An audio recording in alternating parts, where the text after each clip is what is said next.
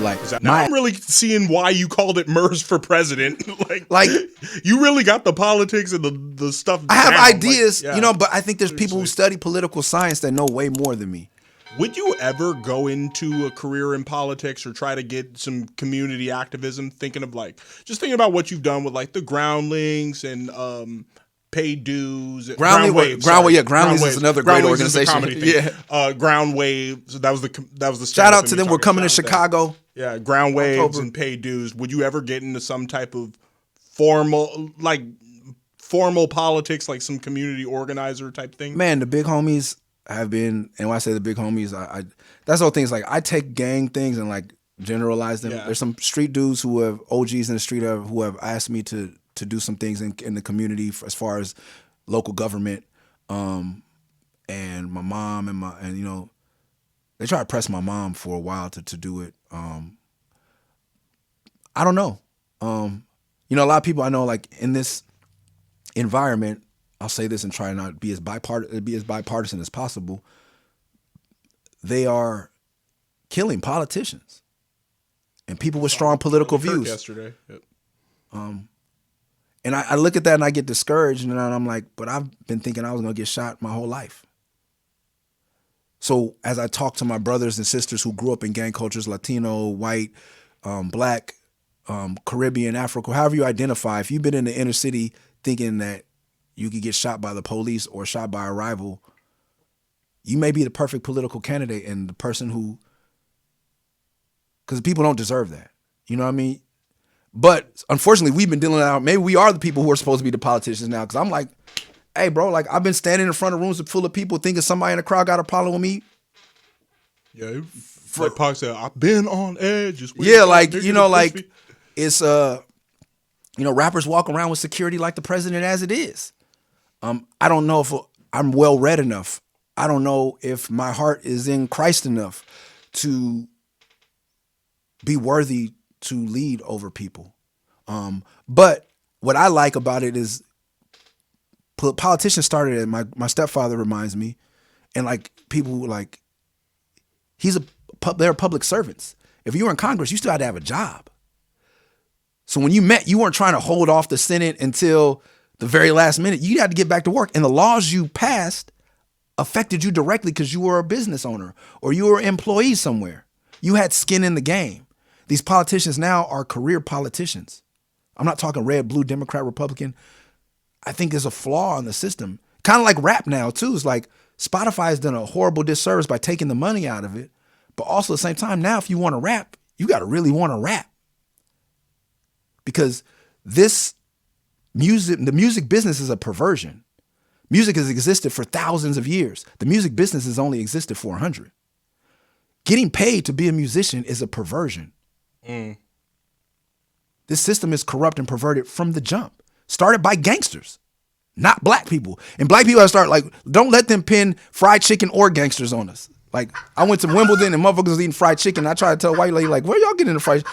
She's like, mate, we're British. What do you think fish and chips are? And I was like, oh shit, in West Africa, East Africa, motherfuckers ain't frying shit. But they put that on us. It's a European They gonna put gangs on us? No, put rock and roll on us, bro. Put jazz on us. You know what I'm saying? Put community on us. But don't put fried chicken and the music business on us. And don't put gangster shit on us. Al Capone was a gangster before I heard gangster rap. This was a corrupt, unfair business from the beginning. I was talking to somebody in skating. Skating is better off than hip hop culture because skaters own skateboard companies.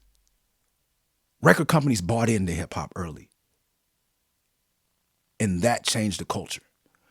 We need to realize as musicians, like if you were a coal miner, I always like to do this one. In West Virginia, you're from Ireland, you came over here indentured or whatever to work the mines. If you could do limericks or play whatever, dance the whatever, river dance, whatever it is, motherfuckers didn't take you to the coal mine on a platinum chariot. They didn't say, hey, don't come down in the mine with us. Sit up on the hill and write some more of your great music so that we can dance later on. Nah. They may say, hey, tonight when we're skinning the sheep or whatever, like just sing some of that shit you sing and we'll give you an extra helping of mashed potatoes. I might hook you up with my cousin. Or, that was it. Yeah, so the whole construct of the music where musicians are like, hey, you're this guy that does this and you don't have to do anything else. Like, yeah, hey, Frank Sinatra, hey, get out the way. Yeah. You just sang, bro, we got all this other shit. We'll shoot you a little money, but you just sing and don't worry about nothing else. That's the music. That was what the music, my idea of what the music is. And David Byrne wrote a great book on how music works. And for black people, I read the book and had no idea. I gotta get that right away. He's in a group called Talking Heads. I didn't know who they were. To someone play, I was like, oh, I heard that song before. I have to do this with my wife often. Like, I don't know a lot of shit. Like, y'all might not know Freddie Jackson. I know Freddie Jackson. Cool Freddie Jackson. Yeah, but I don't know Talking Heads. But like when I hear it, I'm like, oh, I heard that on a commercial. But that brother wrote a great book called How Music Works, and it breaks down the phonograph, because the record player was a record player for us to record ourselves making music. Then once we all got hooked on it as humans, or Americans and Europeans, they took away the record function. They're like, oh, now we can sell them, because now they're not used. The further they pulled you away from live music. I mean, Murs, dude, my mind is just like blown right now. Sorry. To think like the whole music industry is basically like the mob profiting off of like black culture and just and white culture. Like when I went into Warner Brothers, and I feel like I got more points on my album than Madonna. Yeah, more points. Like you get like your mechanical royalties. You argue for points. Some artists get 15 points. They get 18 points. I think I got 21, 23 points. And then that converts into money. That's the money they automatically have to give you, allegedly, off of every album sale. That unrecoupable. Musicians' rights. Very, very. It's piddle, as the great Lucky of Living Legends used to say. Shout out to Lucky, I am. Small money, amongst the millions they're making. But they're bad business loans. If you want to, that's why I do ground waves, to mentor people and make them aware. But I argue these things. But that's when I also like black people have personalized, and it's like one of the 4 agreements. Don't take everything personal.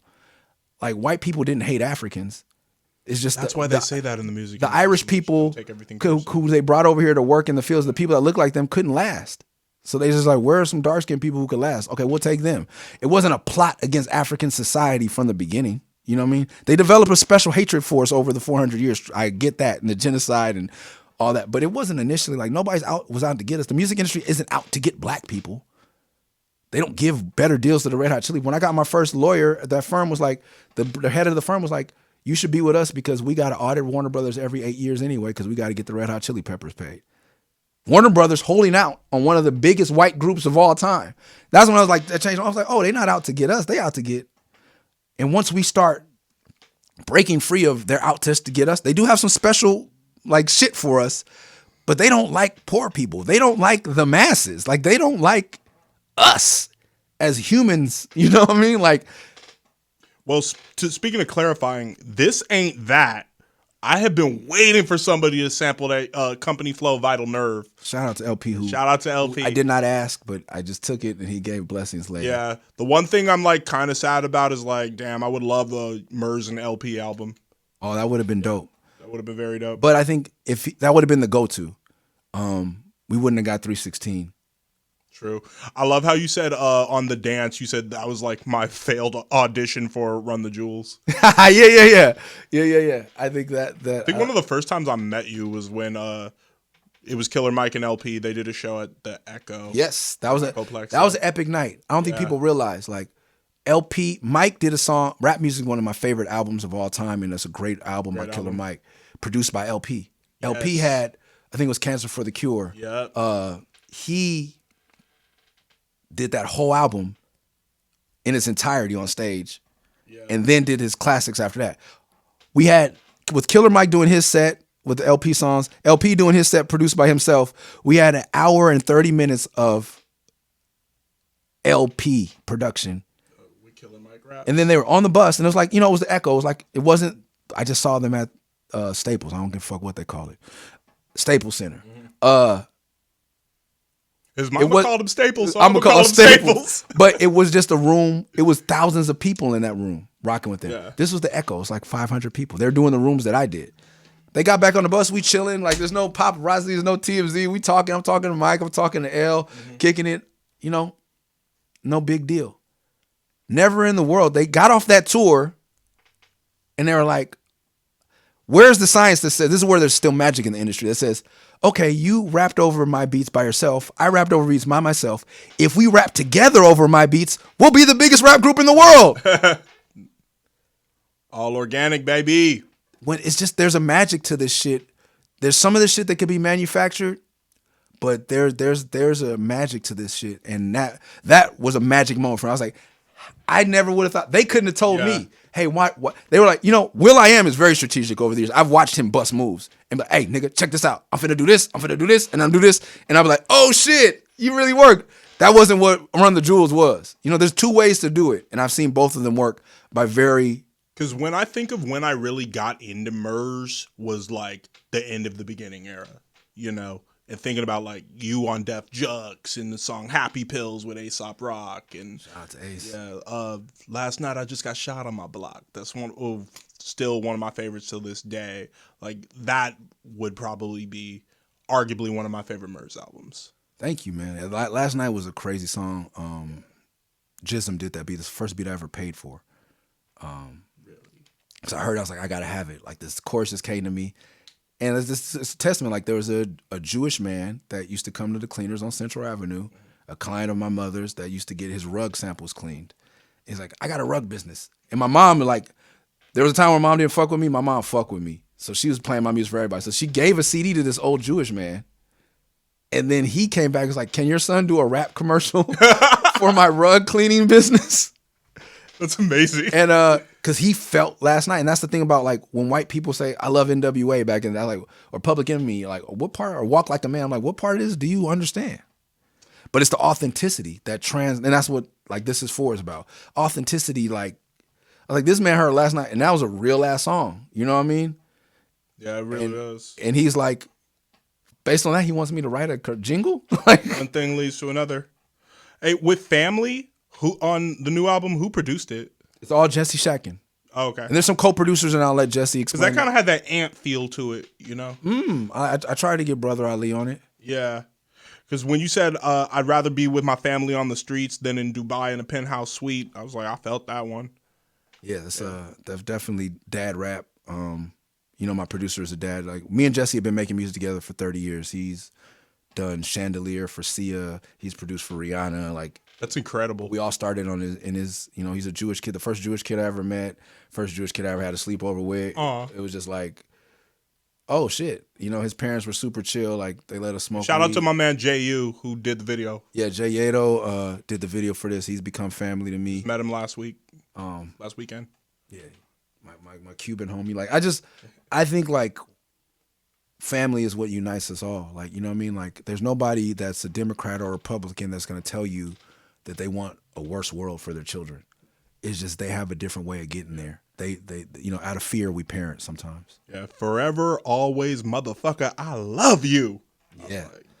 It's supposed to be a Felt song. I can see that. Slug shot me down, but I say it on Felt 4. Hey, you were raised by a single mother, so how do you feel now as a father of 4 and a husband?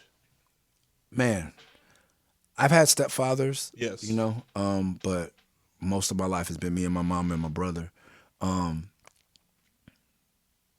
It's a hard balance. I don't know if a lot of other brothers or people are going through this. Like, my dad set the bar so low. My stepfather set the bar so low that sometimes I feel like, oh, I'm doing it, Yeah. But I have like, hold on, nigga, like you ain't doing shit. Like you're like I have to set my own bar. I don't have a bar to set, and that's why you got this interview, why I wanted to sit with you, and I've been saying no, but I said yes to you so many years ago. I had to keep my word, but also it's because you had a good father. I like to be around people who had good fathers. I love to have conversations because that's the only way I learn about fatherhood. I'm honored, bro, for real. And my uncle, I often leave him out. My uncle Eric, shout out to my cousin Chris Bowers and my cousin Keelan Bowers. But Chris Bowers right now is the more Keelan's gonna be known. But he scored the Bob Marley movie. He scored Color Purple. Right. He scored. Shout out to your cousin DJ Artistic. Yeah, DJ. So like we got music in our family, and also he has a great father. Yes. Shout out to Ronald Turner. Shout out to his mother. Like, I didn't have a lot what my cousins had. And so I'm always looking at my uncle. I'm looking at my cousin. I'm looking at Big Ron. I'm looking at your dad. I'm looking at the product. Like, there's so many people on Instagram that have 12-year-olds that are telling you, don't do this and don't do that. I'm like, my nigga, like, I want somebody who has grandchildren. Or show me your kids and then open your mouth. Don't tell me, and that's the thing too, is like, we have to be really cautious of what we intake. The political takes, everything, whether it's left-leaning or right-leaning, if it's granola or it's super right wing. Like all of this is coming from someplace we cannot identify a source for sure. You are the source. You are your father's legacy. And I'm not talking about wealth. I'm talking about I've been in places with you. I've known people around your name. The way you conduct yourself and hold yourself as a human being makes me admire your father and makes me want to be in your presence to be close to his essence. That's what's important to me. That's why another reason I go to church. My pastor, when I found out how many kids he has, I'm like, oh, okay, this dude is a dad of multiple children in LA. When I met D Smoke, well, I had already met him, and he was like, he came on my live one time and blew it up because he was like, hey, bro, I saw you was live. I was doing this in Inglewood. You bought a tape. I'll never forget that. I was like, and people were like, you know D Smoke? And I was like, and that's the thing too, is like you were talking about like Black Hippie or all these people I come in contact with. It's been a blessing for me to encounter their music. Never stopped being a fan. Right. Because when you got Black Hippie on Pay Dues, it kind of made me think, like, putting two and two together. It was like, you know, up until then, underground rap has been more like enjoyed by less Black people, you know, but you like, let me hold the door open for some like brothers from my community.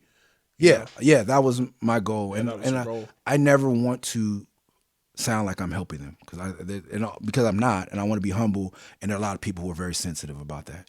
They were who they were. They blessed me by doing Pay Dues. But yeah, for me, I was like, I'm going to talk to my business partners. Like, we're going to have the first one, the fight was to get Dog Pound and Psycho Realm on Pay Dues. Legendary. And then show people like, look, show my partner like, look, I can guarantee you this isn't going to be a fight. I've been with Corrupt.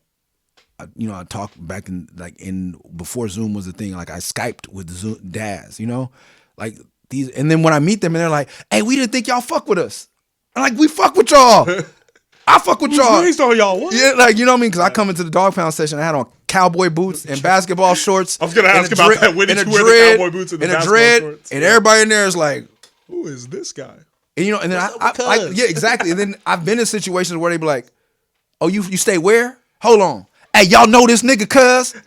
I'm like, oh, that's Nick, nigga, what's up? And I'm like, oh, you really? I'm like, yes, bro. Yes, like, you really from over there? Yes. Yeah. And it wasn't me telling them I'm from over there. It came up somehow, and they were like, then, somebody always want to press you. And I'm like, I'm just glad I've always been authentically me, so I check out. But yeah, I was like, we're going to have Nipsey Hussle. And my business partner's like, who is that? And I'm like, and I went down to meet with Sam, and I went down to meet with, and I'm like, who's coming? Hey, bro, it's not that type of party. Like, it's about me guaranteeing the safety of their loved one. Like, when you come to this function, I understand what's going on here. I respect it. Let me know what you need to feel comfortable. It wasn't me like, hey, you're hot. Yeah, hey, you're hot. Yeah, I went to Top Studio and, It's like, let me get to know you. Let me see what you're bringing to the table.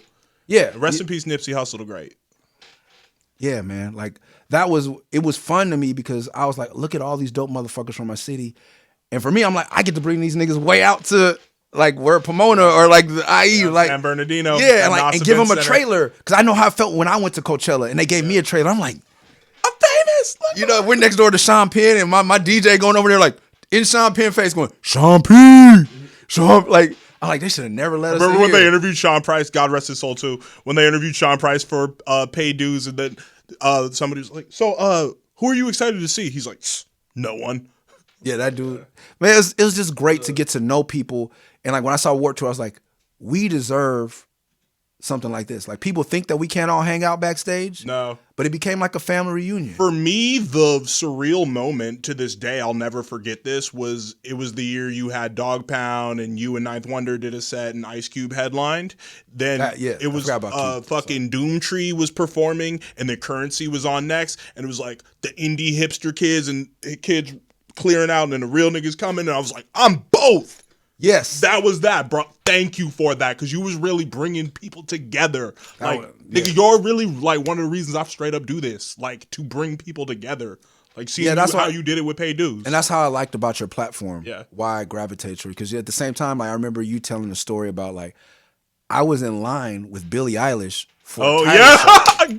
You're the goat for remembering that. And you don't remember it because it was Billie Eilish. It's because Billie Eilish was standing next to me in line for XXX Tentacion. That's what it was. Sorry, Triple X. And I was like, you remember everybody. People were like, I'm not trying to build off of anyone famous that I put on Pay Dues. I just am fanatic about when I meet somebody dope or I like connecting with you. You Yeah. just connected with the girl in line. You like you or Yeah. you heard Just cracked a joke and then Yeah. just started talking. like I didn't you even made know. a connection. Like, you know what I mean? Like those are the things. Like it's not, and you do that. You still do that with everybody. Like I hear about all kind of people from all kind of genres on your platform, and that's what I wanted Pay Dues to be. Like, dude, and for the benefit of me is like I definitely know Mike Meatline, I know POS, I know Dessa, I know Laserbeak, Those fools but were I so also know underrated. Daz. I also Yeah. know Corrupt now. I'm not gonna. I also got to meet Sick Jackin, who's a great MC. You know, Cynic. Like all these people I know. I got to meet Raekwon. We shot a video. Like he's a great dude. I met his kids. They're great kids. Like I didn't know Cube. Cube was the one superstar call. Like I was like, how much does he need? And I had to tell my partner find him. You know. Yeah.